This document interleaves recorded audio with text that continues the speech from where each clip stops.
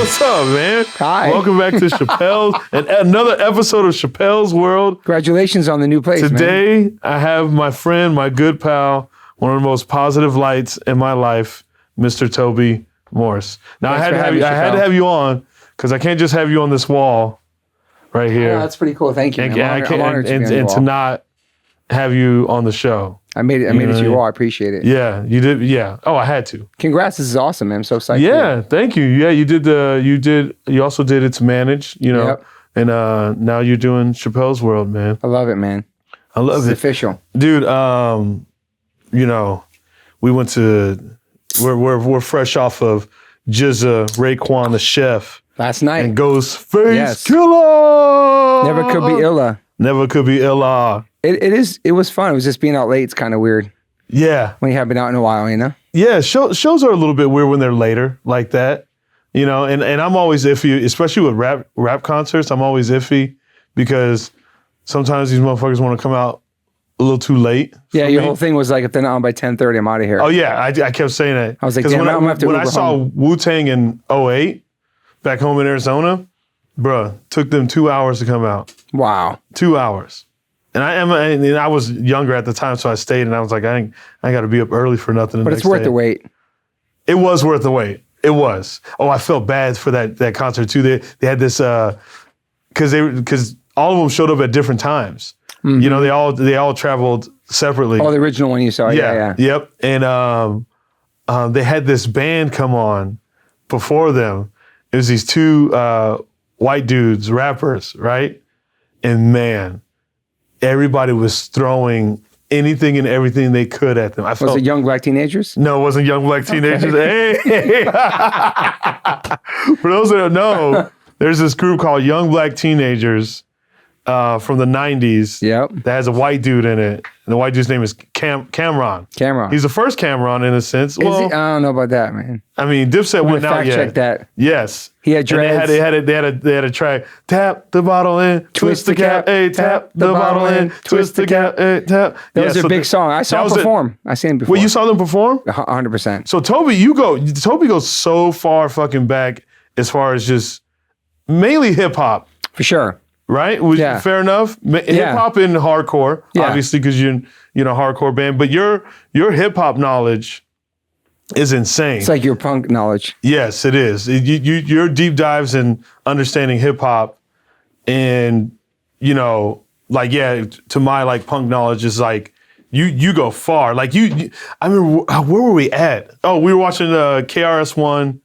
And Big Daddy Kane battle versus, and they were bringing out rappers that I had never heard of, but you knew every single one of these cats. You were like, yo, that's such and such from the Nice and smooth. Yeah, I'm like, what? Like I don't have any clue where that comes from. I'm a little bit older than you, so. Oh, but yeah, fair enough. But there's I feel like there's cats my age at 34 that know a lot of that hip hop world, but but you're more strongly East Coast hip hop. Yes, for sure. Fair enough. Yeah, I love West Coast, but East Coast for sure. East Coast is like your jam. Yeah, that's where it all began. Yeah, true. But where does that love come from? Because you're in a hardcore band. Yep. You know what I mean? So where does the love for hip hop originate for you?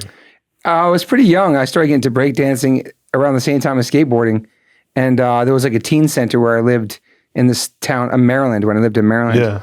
And I started teaching breakdancing classes. You taught breakdancing class? Yeah, I did, yeah.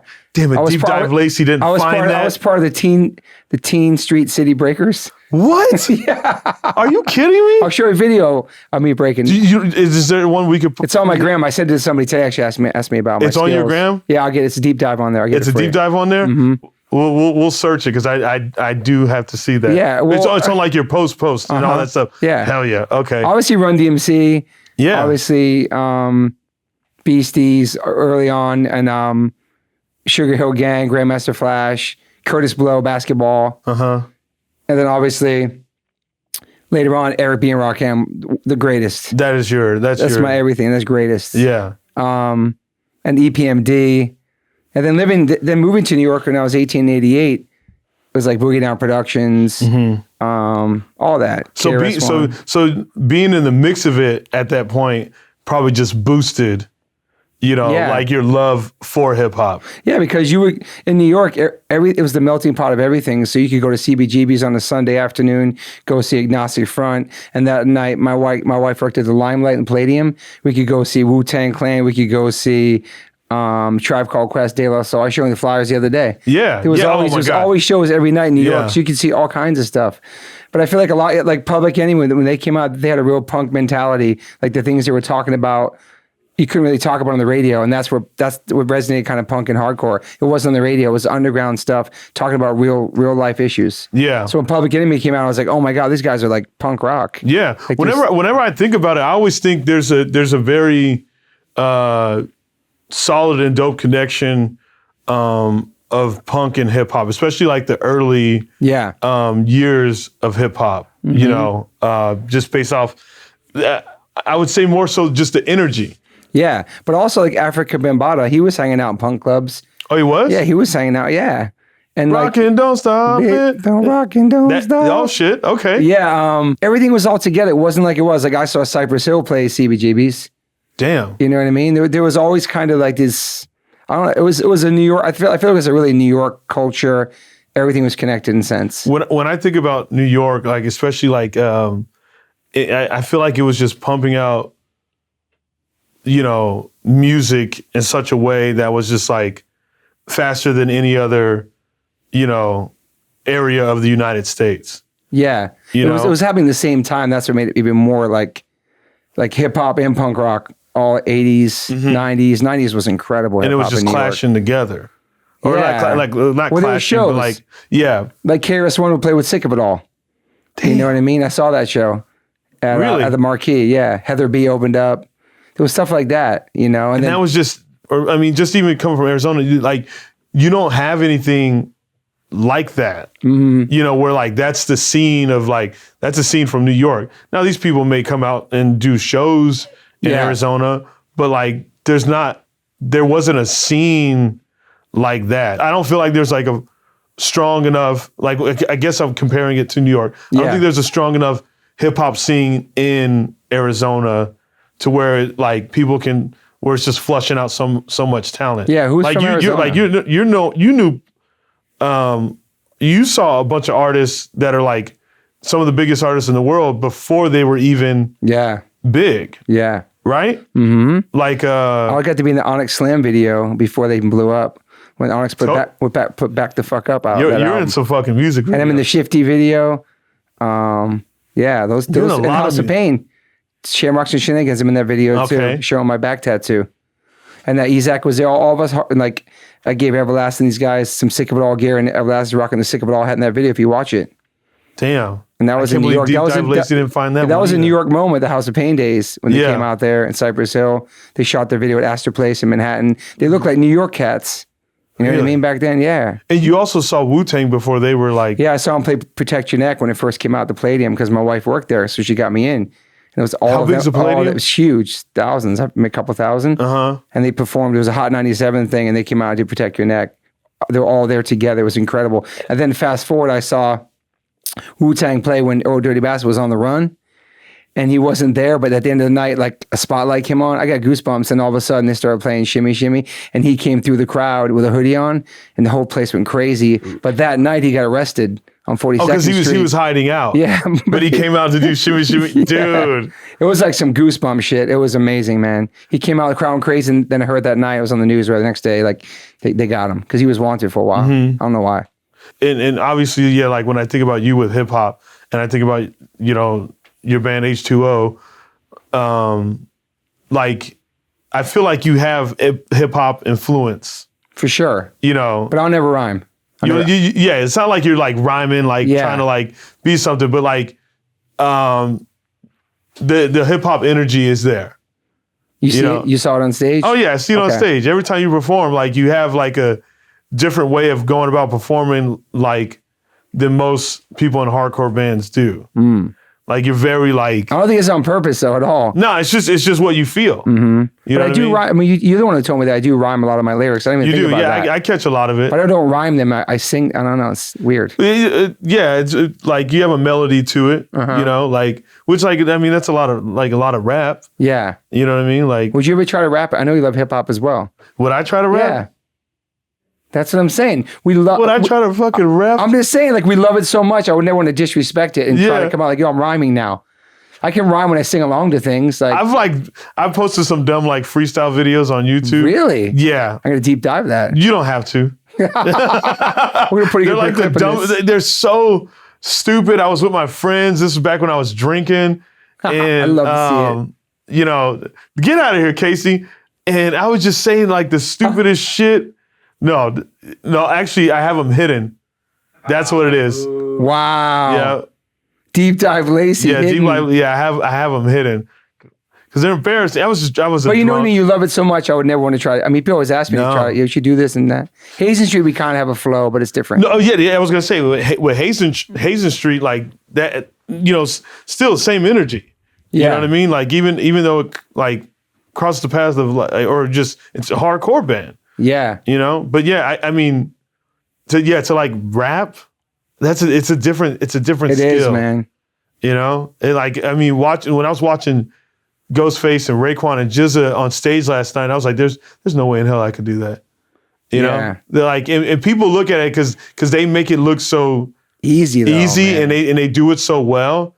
And I hate when people do shit like this where they think they could just do it, and it's like, you know what it fucking takes to like actually do that. And those guys are in their 50s now too. I'm pretty sure. And they're in their 50s, and first of all, they don't even look like. And they sound so good. It's so good, man. I know that was a good concert.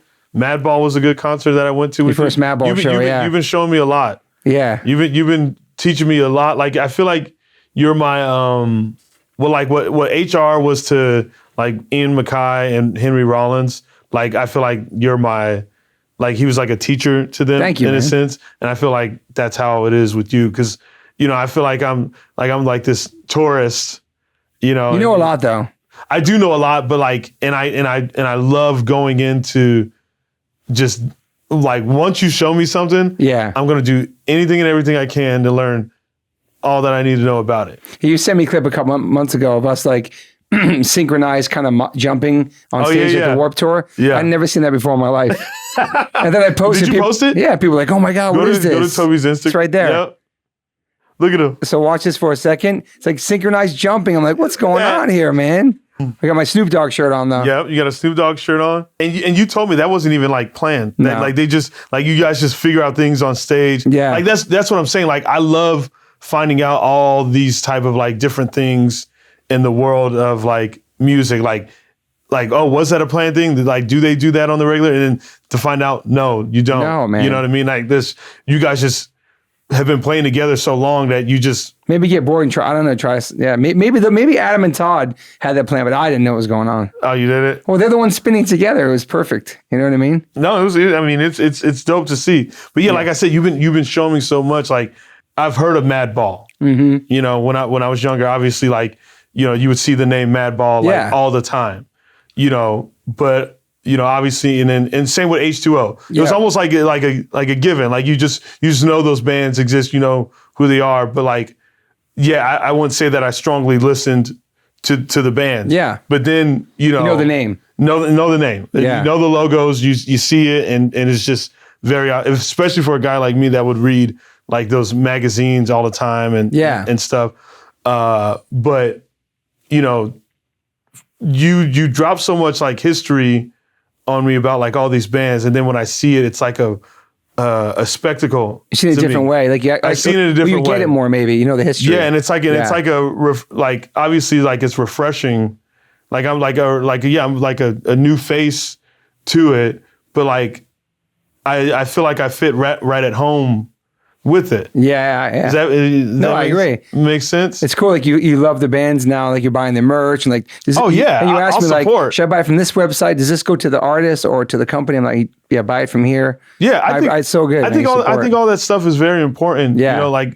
Because it's especially like like, yeah, hardcore bands aren't out there, making millions like like they're not making the same money Metallica is, you know what I mean? So I always want to make sure I do those bands justice. No, I love that. So they could keep going and have the longevity of a band like Metallica or whatever. Like I think those things are very, very, very important to me. And people that know you and all the shirts you wear, they know you're supporting like all the time. Yeah. That's all you do is buy band shirts and support the bands. I know, yeah. No, I love it though. That's amazing. No, that helps the bands. I was thinking about when that when we were at Green Table Cafe, and that guy was like, yo, I know who you are. I see you all the time. That's amazing. And you're always wearing Oasis shirts.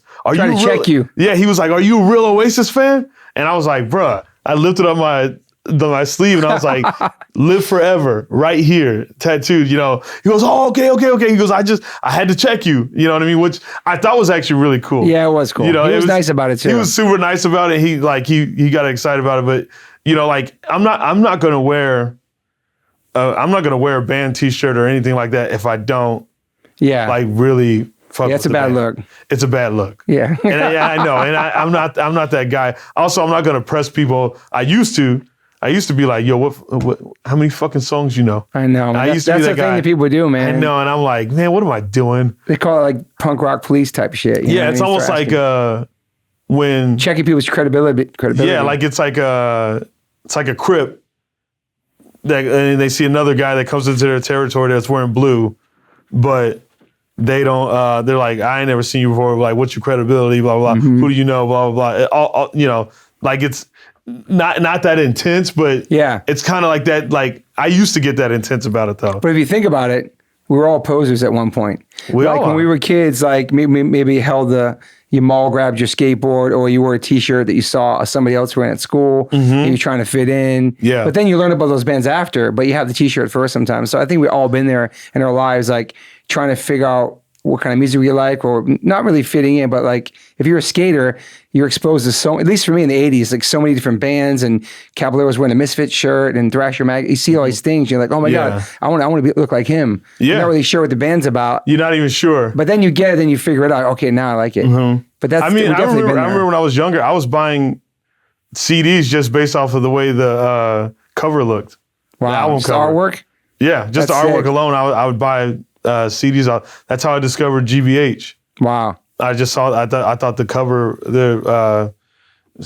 City Babies Revenge, 101. City Babies Revenge. 101 Ways to Kill a Rat. I saw that album cover. You can pull it up, Casey. Type in GBH. But have you ever bought a CD because of the cover but didn't like the music? No. Wow. I have not. That's amazing. I have a what do you call it? 100% success rate. Is that the band you've seen the most in your life out of punk bands? You said, yeah. GBH, the band I've seen the most, and they're not even from here. That's pretty amazing. You get to see them a lot. They're from Birmingham. I almost said Alabama, England. That would have been so bad. I know. You poser. You don't even know GBH. You don't know where they're from. Yeah. The GBH was sick, man. I saw them a couple of times for sure. Oh, that's like one of my favorite bands to see live is GBH. So does it mean Great Britain hardcore? No, grievous bodily harm. Wow. Yeah. I am a poser. No. What did you think? What did you think it meant? Great Britain hardcore. That's fair. I haven't checked on them in years. Like I knew when I was a kid, I saw them, but I thought that's what it meant. Anytime they touch the States, I'm a they're GBH in the same poser. city. GBH is my band to go fucking see. And I know their set list, but I don't give a fuck. They do exactly what I want. What, it's the same set list every time you see them? The past couple times I've seen them. Wow. But they give you all the fucking I respect shit. that because I do the same shit. I'm not gonna lie. But also no, you switch it up. Switch up. You've been asking for songs, so we're trying to play them. Oh yeah, I'll ask for a song. Yeah. Empty Pockets is next. Empty Pockets. Next time we play. Which I think is that's one song where I'm like, you're rapping in it.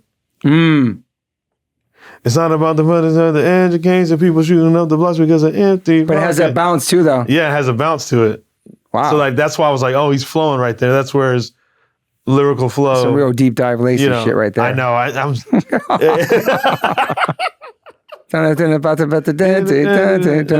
Yeah. Wow. See, I figure out everything. No, when I think about your band, and I say this to you all the time. Yeah. I think you guys need do a documentary. I think you guys need a fucking documentary. I think you guys need a fucking documentary. There's so much history and there's so much things that like, cause obviously, people know who the fuck, they hear the name, they know H2O, but there's so much to you guys that I don't think everybody knows. And unless you're just deep dive Lacey, like me, then like you would just never know these things. And you like in his house, in your house, you have a collection of just pictures, flyers, like all this information. I saved it all this history about, not only yourself, but like just so much history about H2O. Yeah. Like so much. And we had the VHS back in the day, the FTTW one, but that was like covered a couple years of the band. VHS? Yeah, Fast in the World. Yeah. Home video. It's hard to find. I got to find it for you. It's hard to find. I have a DVD player, but I don't have a VHS anymore. But it's a span of 4 years of our first 4 years as a band. But it'd be cool to do a documentary. I'd be into that. Yeah, sure. there's so much, and there's like and it branches out beyond hardcore too. I think. Yeah, it's a lot of different people who've been part of the band. And also like the thing about your band is like you guys have a lot of substance. Like there's just a deeper message behind everything you guys do. I want to talk about some of your lyrics. Okay. First one, and it's so easy to be anti. Close your mind up tight, and you walk around the world thinking everything you know is right. So easy just to protest, and so hard to fucking give. No one person has the answer. There's no one way to live. And that's off Easy to Be Anti. That's pretty crazy. FTTW. 1999. And so that was 1999 when you wrote that. It's kind of relevant today still, huh? Yeah. Super relevant. Like, so what was it specifically for you at that time that made you go, because that's kind of like a timeless thing. It just matches with it was today. But what was going on in 1999 that made you go, did I hit you? It's a long time. I'm just saying there was always kind of like this closed-mindedness in the punk scene where like you only had to listen to punk. And that's something that we were never like that. We grew up listening to all kinds of music, like I said, hip hop, rock, soul, reggae, all these different things, So when the band came out in the hardcore scene, we had some melody to us, and that was inspired by other things besides punk. But I think it's probably more inspired about like, just you have to look a certain way or act a certain way, only listen to a certain type of music to be punk. And punk rock taught me to be open-minded and to listen to Sade and check out U2, listen to other bands. Yeah. Because I saw other bands that I grew up listening to that started rocking some of those band shirts like the Smiths or the Sugar Cubes. Or I guess that's a Bjork's original band. So I started being more open-minded when I moved to New York, living in Queens with a couple friends. They were playing this type of music. And I think that song's definitely inspired by like, you live with these blinders on in your life. You know what I mean? And just like I'm sure you've been there too. It's like punk rock only, fuck everything else. Yeah. When you first get into it, it's very like, fuck the world, fuck this, fuck that. Yeah. I can swear in here, right? Yeah. I fuck it. Fuck your parents, fuck the government, anarchy and all this shit. Chappelle's but I'm just saying like all that mentality of like. Yeah, that it had to be a certain way. And then all of a sudden, they're trying to define punk in this way where it's like, they're trying to put a definition to it. And more, like I see punk as it's like, it's all your individual, like your own individuality. Like the punk thing is to listen to Sade and then also listen to fucking Madball or Madonna. Like we covered a Madonna song on our album. Exactly. And people kind of freaked out, but they knew from me wearing T-shirts and knowing we love a Madonna tattoo and shit. So it's like, but yeah, that was probably around that, but also can go in just real life society too, when you break it down like that. Yeah, like when you think about those lyrics now, like where do they stand with you? I mean, I still feel like in the world of real life, there is a lot of closed-minded people. Yeah. And you see that more the past couple of years with you feel like the division of the country. You know what I'm saying? Like all the different things have been happening the past 2 years. Yeah. With people being very judgmental and not open-minded and they don't want to talk about things face to face. They want to try to shut people down on the internet. You know what I'm saying?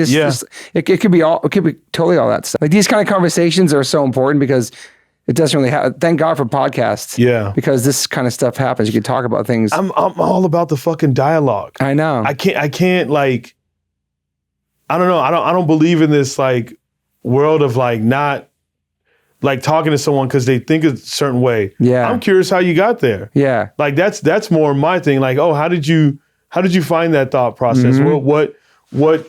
What led you there? Like deep dialogue, Lacey. Yeah. A deep dialogue. you know what else? You know what else can inspire that back then too? Shapel is back then message boards started popping up. Okay. In the punk rock world, and so there were these people who would say things about your band, but there was no face to them. It was like everybody had a private account back then. There was tons back then. All these different punk websites. Like just like like on the website. Yeah, and that was really popping back then. People were saying stuff too. And you didn't know, and like you never knew these people. No. Or like they were anonymous. Anonymous. For every person that ever said anything about my band on the internet for the past 26 whatever, nobody's ever said nothing to my face. Ever. That's not the real world. We look at that right there. That's not the real world. And me and you talk about that a lot.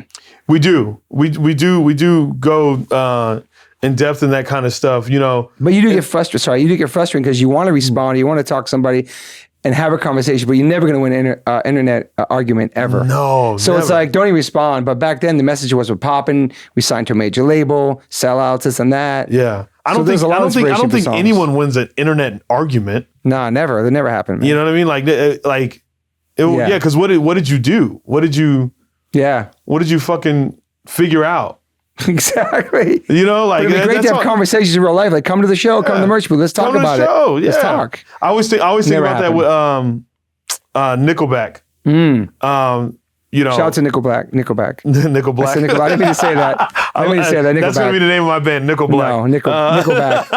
I'm talking too fast. Nickelback. No, you good. That dude's married to Avril Lavigne, wasn't he? Or was. Okay. I don't know. So now. That's the only reason why I know that name. Yeah, Nickelback. But I can't even say that. No, when I saw an interview somewhere. I think it was this docuseries I watched called Metal Evolution or something like that. Okay. Deep dive shit. I know, yeah.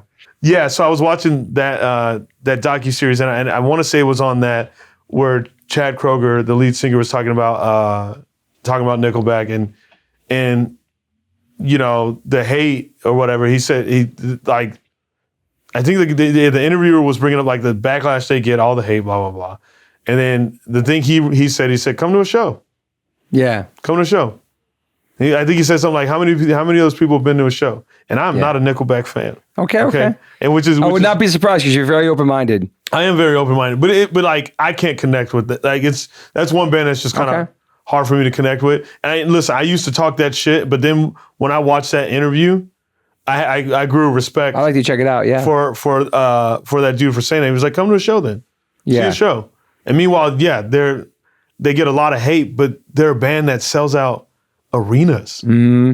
You know, like I like to quote Ian MacKay, and he says, "What the fuck have you done?" When I see people doing comments and stuff like that, or it's like, what's your band called? What have you done to make this world a better place? Yeah, you wrote a song. Have you booked a show? Have you carried your gear? Have you toured in a van? Have you slept on the floor? Have you tried to do anything to make a difference in this world? You know? What I mean? Well, yeah. What are you doing to make it? Yeah. What the fuck have you done? Yeah. You know what I'm saying? Good fucking quote. No, but it's true. It's a great quote, though. Yeah. Back to Easy to Be Anti. Like, it did make me. Actually, for my first time hearing that song was just before you had messaged me. That's what was crazy. No way. I swear to God. That was the first time I heard that song. Was because I know why.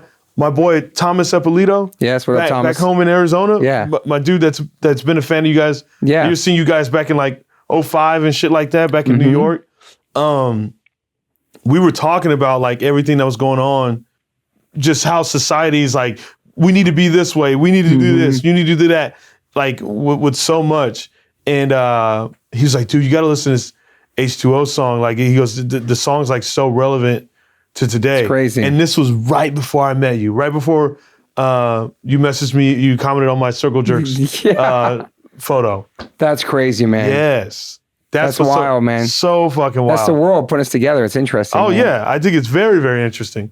But yeah, you know, because I always try to find my way, through society, and I think I've always done that since I was a kid.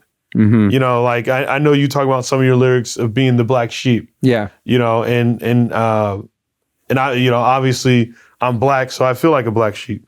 But anyways, damn, no one got that joke. No, we got it. And shout out to Black Sheep, great hip hop group. I tried. You like Black Sheep? The Edit that group? one out, Casey. He won't. Do you like Black Sheep? Who's the black sheep? Where's the black sheep? Yeah, great, man. Fun fact about Black Sheep: one of the members of that group, his son had a punk rock band. He was the lead singer of called Cerebral Ballsy. I'm going to pull that one up. For real? Yeah. I saw him open for Off. I wonder if it was Drez. That's interesting, man. Yep. That's his son. Wow. Right there in the middle. No way, yep. dude. That's his son with the fro. That is amazing, man. I had no idea, man. I did. You just schooled me on that.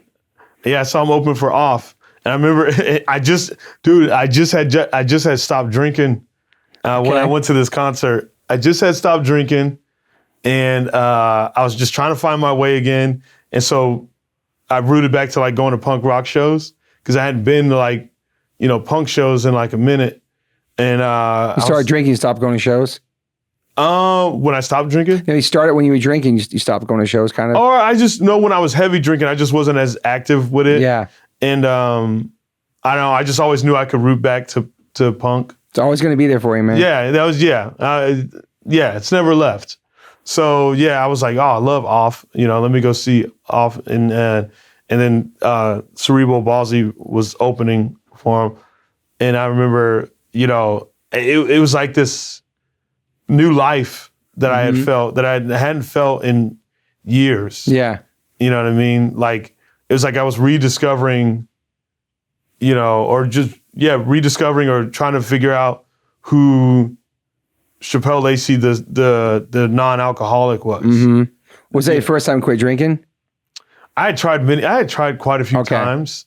I tried in 2010, and then I would just get back on so easy. And but I never felt, I don't know, I just didn't feel good. It's like drinking really messed with my emotions. Yeah, heavy. You know what I mean? Like I was I would get very, very sad. I get very angry, but there's times people reach out to me, and like, I didn't realize you had a problem. I was like, yeah, because I was hiding shit. Mm-hmm. I was hiding so much, like so much pain, and I thought alcohol was like the way, to be like, oh, I can have fun with this, but it literally, wasn't. And then it didn't take until, I lost my brother in 2013. And then a year later, almost a year exactly after he passed, is when I quit drinking. When I finally figured that, this is shit that's fucking me up. And you haven't drank since? No. It's amazing. Yeah. It's been real good. Off was your first show back. Off was my first show back. And I remember dude was on stage. He was a dope performer. I don't think they're a band anymore. You deep dived him after. That's how you found out about Black Sheep? Yep, for sure. I did. Yep. Immediately after. I remember I even bought a CD right after, like, they performed crazy, and stuff. Man. Yeah. And I remember, he was like, man, you guys aren't moving hard enough, like in between one of the songs. And then he had a beer can and he holds it up like this, drops it, and then kicks it into the crowd. Hit me right in the fucking face. Are you serious? Swear to God. Like, yo, I just had beer all over me, and it was trying to be sober, dude. It was like, wow. Yeah, it was funny as fuck. Like I laughed about it because it was like, hey, I'm at where I'm at. Trying to get away from this. And it's so funny because I even think I wrote a Facebook status after it of just like how happy I was. That I didn't get angry. Yeah. I wasn't sad about that. I was just like, sometimes that shit happens at a punk rock show. It does. And I was like, I'm back. I felt back in my element. It just felt really, really good to like, I don't know. That was just a good moment. Yeah. Yeah. And I deleted Facebook. I wish I remembered the status, but it was just like such a happy one for me, It's like a home away from home for sure, man. Yeah, and I look at you, and you've been straight edge your whole life, never touched cigarette or, alcohol or anything. And, it's inspiring. I smoke weed though. I know, it's all good. I don't judge. I know. And okay. Yeah. So easy to be anti. That's what I wanted to bring up. That's what I think is so fucking interesting is that like, you're straight edge, you're vegan, and not everyone around you in your life is also that. No. You know what I mean? But meanwhile, you don't make anyone feel weird or you don't judge anyone for that. We joke around and stuff, but yeah. Yeah, you may joke around and from time to time, but ever since I've been hanging out with you, never made me feel weird about no, man, eating meat, even though I'm leaning more towards the vegan diet. Shout out to your pops who's vegan. Yeah, It's facts. My pops, Bossolini. No, but yeah, for sure. I've never been like that. My wife's not vegan. A lot of my friends aren't. My band's not a straight edge vegan band. Yeah. Just me. Yeah. And so it's always a personal choice, man. Yes. For me, yeah. Yes. And I remember when I quit drinking, I literally had friends that are like, why are you doing that? Mm-hmm. Like so hard. And I'm like, and I've had a couple buddies reach out to me before, that were like, yo, I'm like, don't tell anybody, but I just quit drinking. And it's like, man, because they're scared of because there's this thing that happens when you do that.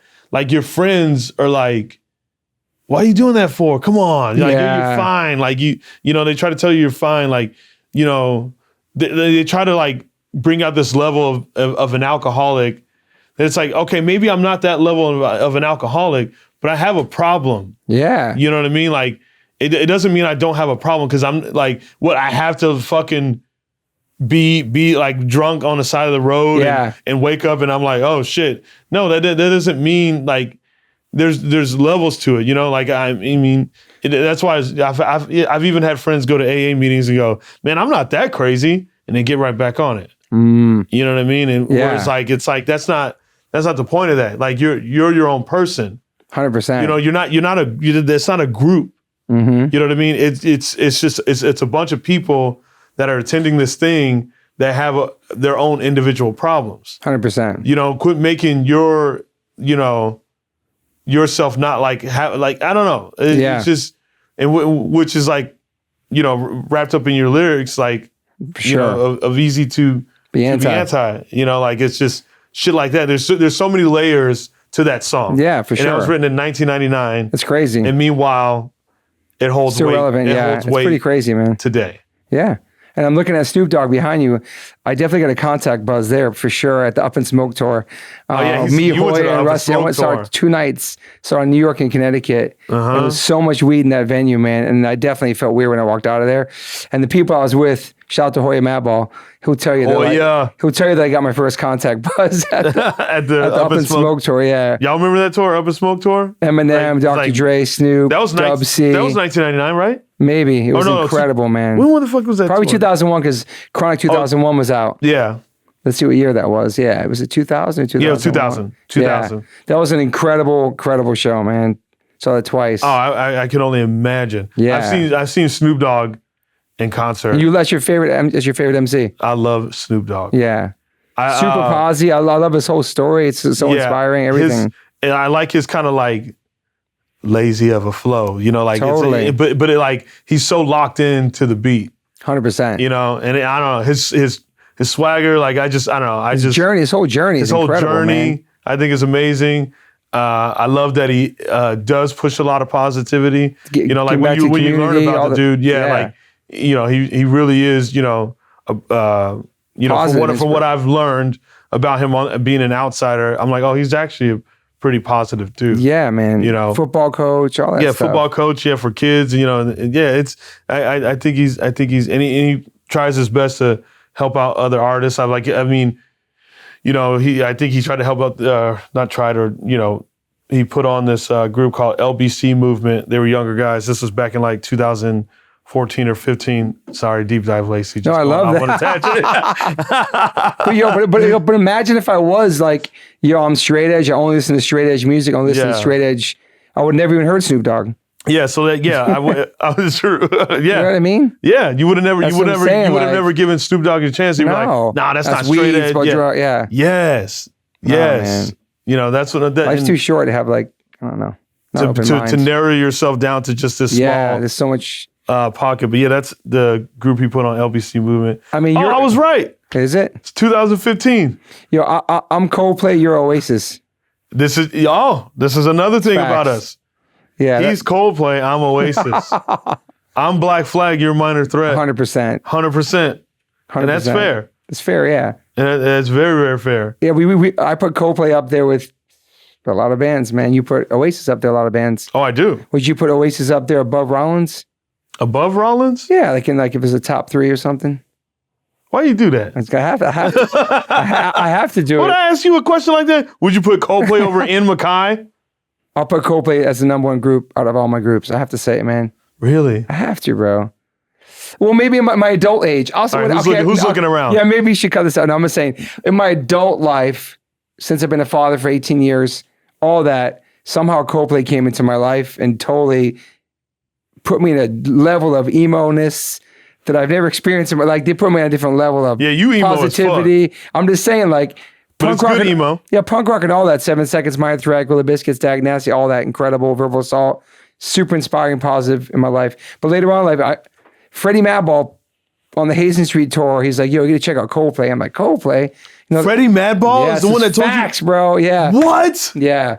So he gave me the record to listen to me? In 2003 or 2004 on the Hazen Street tour, and I became an instant fan. That was his jam. Freddie Madball got me to Coldplay. Wow. Facts. You heard it first here. You heard it first. Maybe we said it on my podcast once for Freddie, but yeah, Freddie turned me to Coldplay. That's amazing. So there you go, Freddie Madball, singer of a hardcore band. Freddie Madball is like, yeah. He fits the name Madball. But he's very open-minded. He's very open-minded. Yeah. Wow. He's like, yo, Toby, you got to check out Coldplay. You know That's my Freddie Madball impression. Yo, Danny Diablo loves the Sundays and Cranberries. Really? Those are 2 of his favorite bands. We listened to them together on tour, man.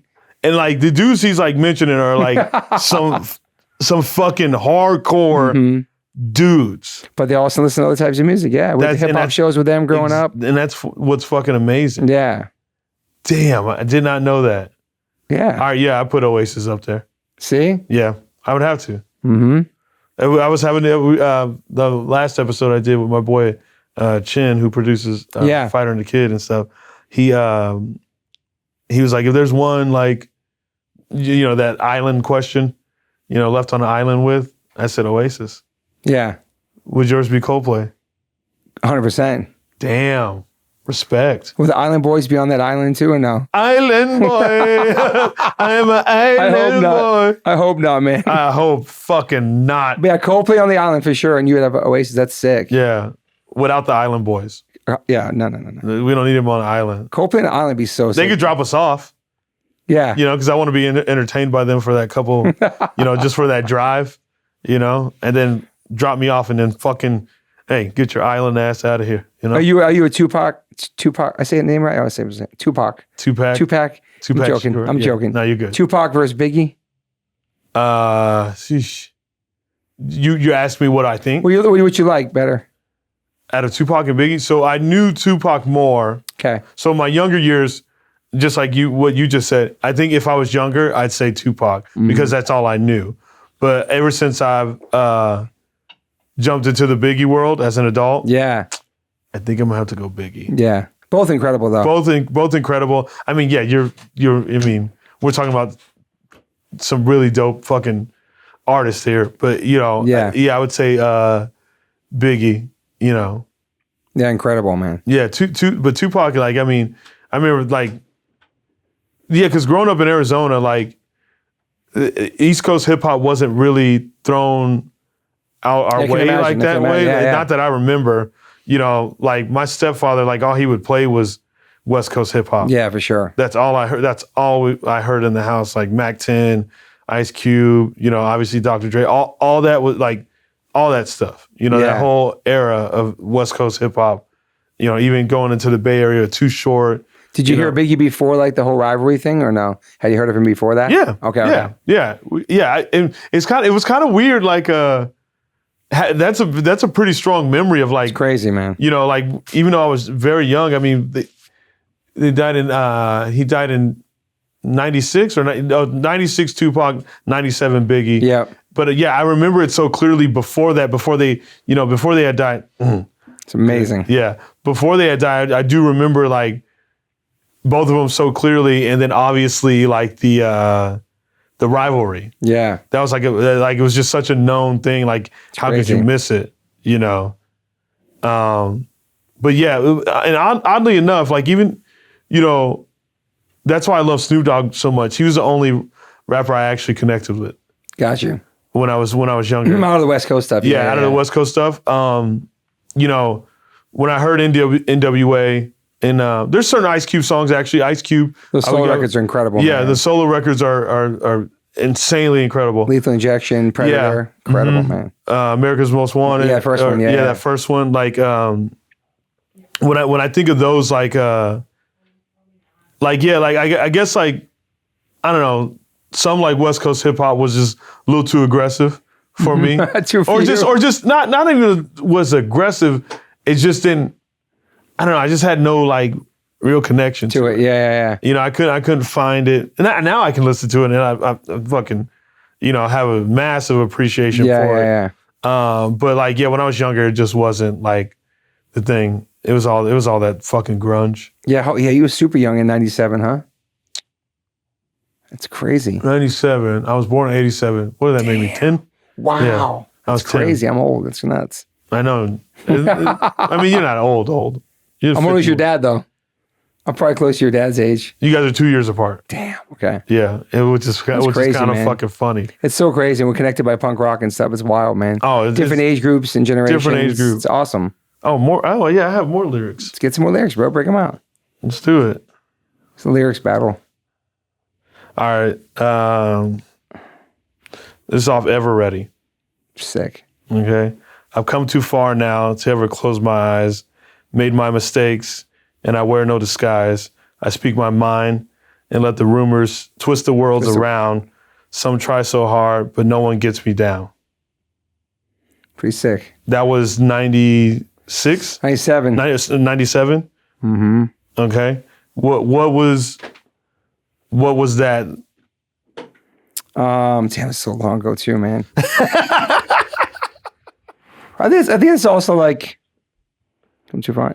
Not let people get you down. Not feeling any kind of people trying to, if they talk bad about you or they judge you or they doubt you or they, like you said, try to twist your words but that's almost pre-internet too, which is kind of insane as well. Yeah.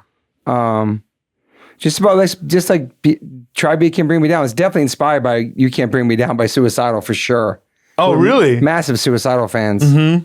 Massive. Yeah. Not saying that was like our East Coast flip on those lyrics or that kind of anthemic song, but yeah, it's just, yeah, you could try all you want, but it's not going to happen.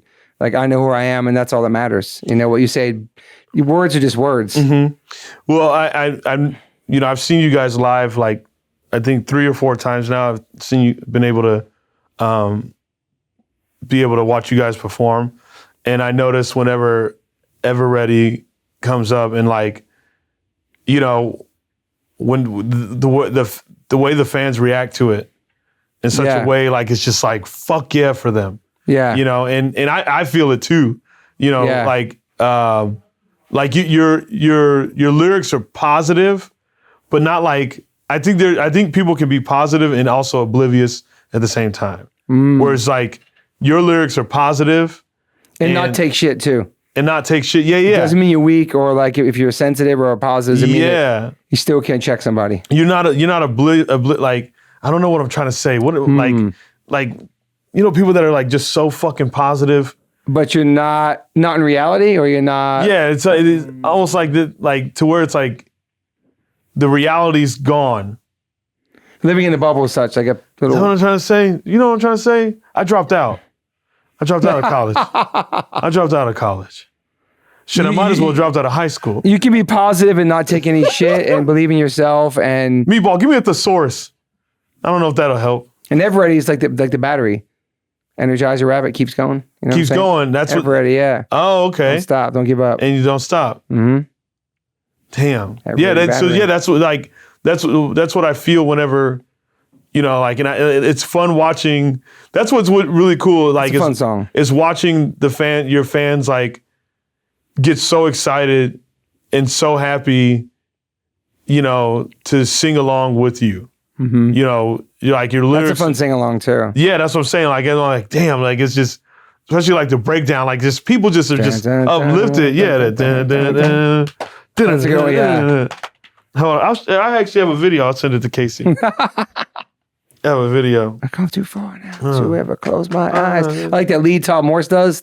Shout out to Todd Morse, man. Shout out to his brother, Todd Morse. Yeah. I'll email it to you right now. His brother, Todd Morse, is in The Offspring.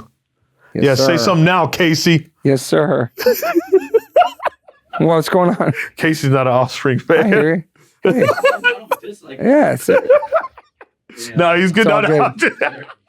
He did him dirty. Toby's not gonna do anything. No, dude. Everybody has their own opinions, man. Yeah, it's so own funny. styles of music they like. And it's actually, hold on. What's Put a man on blast. Yeah, I had to do it. I was going to do it. Hold on. Some of the video, man. You show them the Everready video? Oh, the original video. Sib's in that video too. Remember no, not the video. It won't let me Deep email Doc Lacey. You guys edit this podcast, right? Yeah. Sick. This guy's having a super pause. Super pause. Super pausey.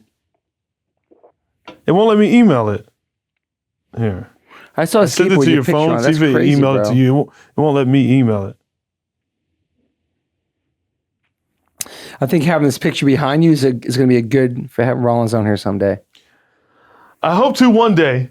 I mean, I know he's not a man. I mean, you know what? You know what the thing is about Rollins? What I've noticed, because I watched all of the Rollins interviews. I'm sure you have. Oh, I watched all of his interviews, and what I've realized is that everybody asks him the same questions. Yeah. I feel you. Like ask him, so Black Flag. How'd you get into Black Flag? Mm-hmm. Spoken word. Spoken word. How'd you get into spoken word? Mm-hmm. You hear the same questions, and it's hard, man. It's very, very tough. You know what I mean? You watched all of his interviews, huh? All of his interviews. And I know if I interviewed him, I wouldn't ask him the same fucking questions. So this is actually Toby's son playing the drums on this. What is this? A video? Yeah, it's a video. How'd you get it to him like that? It's crazy, dude. I love how Toby you just upload it right now. Toby freaks out over the fucking. Yo, this is incredible. You just upload it right now and went on there to the Dropbox. Well, I mean, magical, bro. I just sent it to Casey, but like the energy here. You guys are legendary. I gotta step my podcast up. That's the breakdown I'm talking about with this song. Damn, Max is killing that.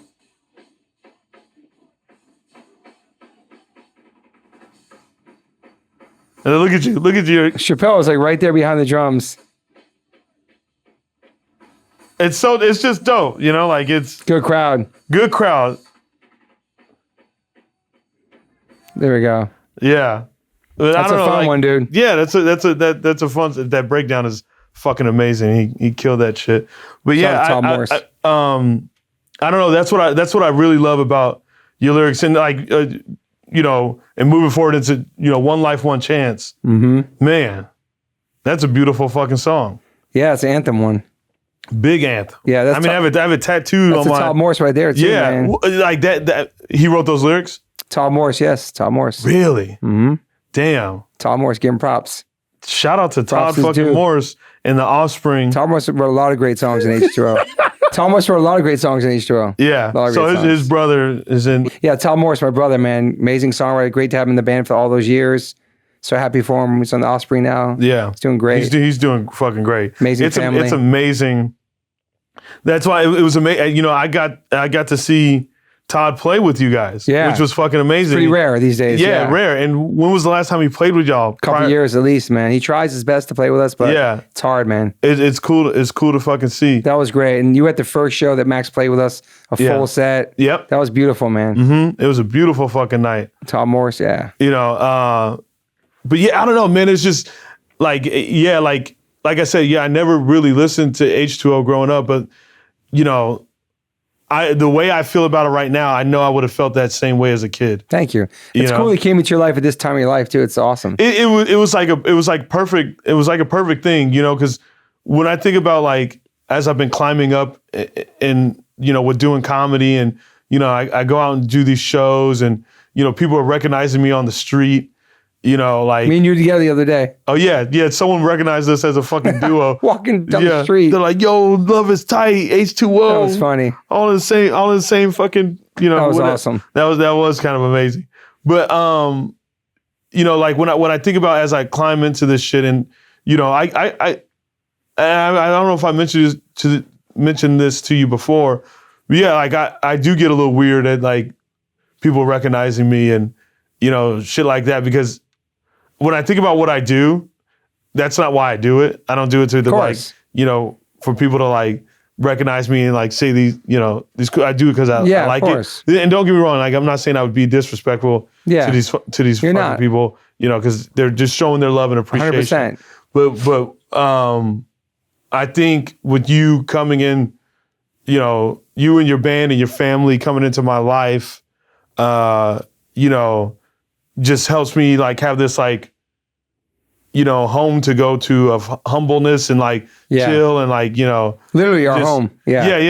Literally we had COVID together. Yeah, it's true. That's how tight we fucking are. And he finally watched Goodfellas for the first time this year. Yeah. He watched Goodfellas at my house. We had COVID together. Yeah, I had COVID. And you should have seen Rappaport's face. Oh, when Rappaport's I FaceTimed him and I told him, this dude's never seen Goodfellas. He was so disgusted. He was so disgusted. Like you were his kid. He just stayed silent. So disgusted. He stayed silent for like 5 minutes on the FaceTime call. It was like literally he just stared at me like that. And did you like Goodfellas? Loved it. Because you had COVID watching, so that could have been hard to focus. Your next one is True Romance, though. James Gandolfini's first movie, man. How many people have you guys seen True Romance? See? Fuck! All right. Whatever. Brad Pitt, Christopher Walken, Gary Oldman, Christian Slater, Patricia Arquette, Dennis Hopper, Tony Scott. I'm gonna get it wrong. Yes. Was it really? Yes. And I got to go see True Romance again in the park and the cemetery. Yeah. Right after he'd passed, and all the cast was there. They were giving speeches about him. It was super emotional. And they showed the movie. It was beautiful. Really? Mm-hmm. That's an incredible movie, man. It's incredible, man. Right, I'll freaking watch it. Yeah. I have a song named after that. I have 3 True Romance tattoos. I've taken my wife to the hotel. I've rented the car from the movie for anniversary. I've dressed up like this freaking Clarence my whole life. So there you go. I love Tombstone. You don't see me dressing like them. I got married. I got married in Tombstone, though, bro. Yeah, you got married in Tombstone, Wired Arizona. Earp at that church, whatever. Yeah, on tour. Yeah, that's fucking amazing. This movie. Were you guys playing Tombstone or something? We just finished a tour with Murphy's Law, I want to say, or Boss Tones, and then we drove like 8 hours. And Rusty and Todd, friend, and my brother and Jerry, my friend, all came with us to the wedding. It was nice. And Moods Mom flew out. Yeah. Thanks for the invite. Yeah, and the wedding band we got for $9. 25 years ago, this wedding band, $9 at the gift shop. Have the motherfucker. Just had engraved. And it's worth $2,000 now? I don't know, but just as when they got married, and here we are. Here you are, 25 years. Yeah, I'm very lucky, man. You are. Moon's a badass. You met Moon. She's a badass. I know your wife's a man. That's what I'm saying. Your whole family, everything, like all that you show me, it's like, I don't know, like I feel like you. A whole new world. Yeah, whole new world. Whole new world. Speed of sound. But I don't know, like it's almost like this is all like 13-year-old Shapel could ever ask for. I truly feel that. That's amazing, man. Like just it's crazy how we met just through the internet. Just seeing somebody hit me up and like, hey, you gotta check out this dude Shapel. He's a punk rock comedian. I'm like, all right. And I checked out your page. You're like Fugazi shirts, all these shirts. I'm like, damn, that's so sick. Mm-hmm. I just commented on one of your shirts. It was a yellow Circle Jerk shirt, maybe. Yeah, and I just gave you a Minor Threat shirt. You did. And anyway, that's how we met. Look at like, let's go to Toby's page. Go to that middle photo right there. That one right there. Look at that intensity. The straight edge shirt, 1995. Pretty wild, man. And Coney Island. Yeah, Rusty Pistachio right next to me. Yeah. And shout out to Rusty Pistachio. And just like, it's pretty wild, you're man. like the real deal. Look at him now. He's wearing fucking joggers. I'm 51 now. I was 25 then. Joggers and Jordans on. He's I was 20, hype beast. I was 25 then, and now I'm 51. He sent me Gucci shoes yesterday. He was like, yo, I'm thinking about getting these. Nah, my son tried to tell me to get. I would never do that. I'm like, get the fuck out of here. I would never do that. And then this amazing photo. You know what I'm wearing? And know what shoes I'm wearing in that picture? What shoes? Timberland Chuckers. Are you serious? That's some old New York shit. Low top black Timberlands. That was some New York winter Casey, shit. you from New York? Oh. That was some shit Onyx were rocking. That was super 90s shit. That was the I probably had my car jacket's probably in the back room. Look at the top right photo. It's pretty sick. That's a hard photo. Lower East Side, Thompson Square Park, basketball, Danny Diablo, Freddie Madball, and me. Yeah. Just kids, bro. Just kids, man. Shapel Lacey top comment on there. What did I say? This is dope. It is. Like, I love hearing about it. Like, I know. You showed me so much, We're babies, man. dude, babies. You showed me so much. So, Toby, I do this thing with everybody on my show. I'm scared. What the fuck you scared of? I don't know. Oh, wait, hold on. Go to that photo of Toby and I. That's a great one with our dads on our shirts. Yeah. That's Henry Rollins on my shirt, Ian Mackay on his shirt. Those two are best friends for life in real life. Best friends for life. Yeah. And you see these two dudes wearing the shirts, best friends for life. Yes, you see what I did there? And That's meanwhile, that shirt is my shirt that he's wearing. Well, because I remember seeing it wear a long time ago, and I scoped it out. I was like, "Damn, that's sick." And then I asked you, "How come you don't wear it anymore?" Like, it doesn't fit me. So let me get that. He said, "I'm gonna need you to bless me with that shirt, dog." Yeah, it's a hand-me-down. It fits me perfect, though. It does. That's a great photo. So I do this thing with everyone on my show, where like it's like a way I like to close it out and have fun. Is we make a playlist, and for those. I guess I haven't been mentioning the playlist is always in the description on the YouTube, and also I'll post it on my story when the episodes come out for people to be able to find the playlist I make with everybody. So I got one that's already up with Chin. I got some that I've made individually on my own. And then I also have with Riley Hawk. Okay, so like, those playlists are already up, and they're always in the description. Also, like, look out for them when I post them in my stories on my personal page, and then post it on the Shapel's World Instagram page. So, how many songs we gotta do? We can do as many as we want. Wow, man! You know, like, I mean, we don't have to. It's gonna be hard. So, I mean, I'm trying to think of where we can go. You know what? We'll do this. We'll make a fucking mashup of hardcore, East Coast hardcore, and hip hop. I got it. Let's do it. You know? Yeah, I'm ready. So I'll go first. Oh, you gonna do it too? Yeah. Let's go, bro. My East Coast hardcore song I'll put up first. You know it's a bad ball song, For sure, man. I'll do Demonstrating My Style. Sick. And honestly, you're gonna have to make a lot of it because I'm still learning. So I'm gonna do a hardcore next? Yeah, do whatever. Hip hop or, it's East Coast. It's a mix up of East Coast hip hop and hardcore. Minor Threat, Straight Edge. Damn, because you straight edge. I'll do Big L, Platinum Plus. Gangstar, Moment of Truth. Ooh. I'll do H2O, Empty Pockets. Thanks, man. Thanks, man. No fucking stuff. I'll do Gorilla Biscuits, Cats and Dogs. We need to add some more hip hop. We got I got it, man. Black Moon, Duck Down. Damn. I'll do Black Sheep. Yeah. The song's called Black Sheep? Yeah. I know you're going to look at me aggressive. Choice is Yours, it's called. Choice is Yours? Mm-hmm. I'll do OC, Time's Up. Oh, okay. Yeah, yep. There you go. I'll do Jay-Z, Can I Live? And then we have to get back to hardcore. Oh, okay. I'll do Youth of Today, Slow Down. Slow down! Slow down! I'll do Dag Nasty, Safe. You have to have Nas in there, bro. All right. Which Nas you want? First album, Illmatic? Life's a bitch and then you die. Yeah? Yeah, let's do New York State of Mind. Sorry, Shapel. Okay, Meatball. Ding, ding, ding, ding, ding. Oh, if you're going to put a Coldplay, got Madball, Minor Threat. We need Warzone as one. That's me and you together. Yeah. We'll close it out with Warzone. Warzone as one. Yeah. That's a sick mix, man. So like I said, everybody, you can find this playlist in the description. Hit that link, bump it. And if you want to tell us more East Coast hardcore and hip hop songs to add to it, we'll add to it. Yeah, for sure. We missed that. Get the fans to, get involved with it as well and add some dope songs to the playlist. I'm what? so for your chest tattoo. I saw a picture of it. Oh, my chest tattoo. I can't wait to watch that shit happen, bro. It's gonna hurt. Dan, shout out to our boy Dan Smith, great tattoo artist. Fucking amazing tattoo artist. And human. He does all our like fucking majority of. He's done quite a few.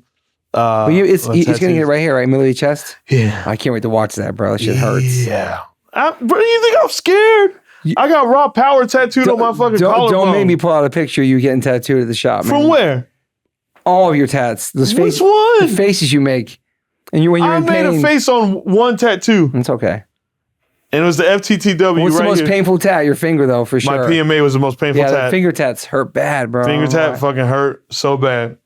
Chest is pretty gnarly, but I think you can handle it. I'm good on my chest. That's where I hold on my anger. All right. Don't tell nobody about your stomach because someone might steal that idea. It's a great tattoo for the stomach. Oh, the tattoo for the stomach? I can't wait. You have to get that six-pack. You're almost there. You're almost there, bro. Get the 4-pack. You're chilling. Anyways, so that's our playlist to close out this episode. Also, Toby has an amazing podcast called One Life, One Chance. Thank you, brother. You just do. Yeah, he just does audio only. He has some great guests. A lot of your favorite people out there in the world. Toby has on his podcast. Thank you. He has great conversations. They're very, very interesting. It's fun to listen to. Thank you. And you're just a great dude. And I think we should go get some vegan food now. Hell yeah. You're like 99.9% vegan now. It's pretty sick. Yeah, and a bitch ain't one. And a steak ain't one. Yeah, and a steak ain't. Oh, damn it. I should have said that, huh? It's pretty good. They both got to laugh? All right, fuck it. My pal, Toby Morse. Brother, we got to do this again. Me. I got to have you because there's so much. I know, Like man. I said, there's so much to you, H2O, your whole fucking life and all that stuff. And I'll come back anytime you want, man. Yeah, thanks for coming on. Thank you, brother. That was awesome. Thank you.